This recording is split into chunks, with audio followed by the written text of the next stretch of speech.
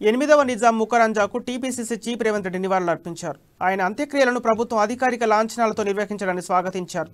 ఈ నిర్ణయాన్ని తప్పుపట్టేవారు మానసిక వైకల్యం కలవారని విమర్శించారు.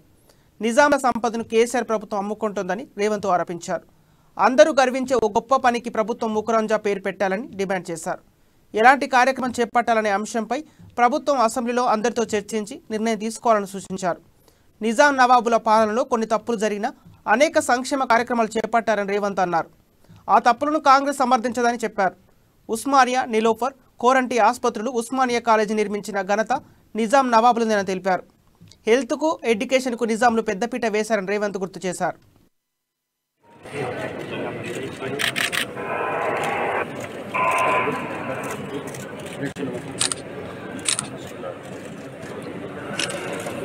कैमरा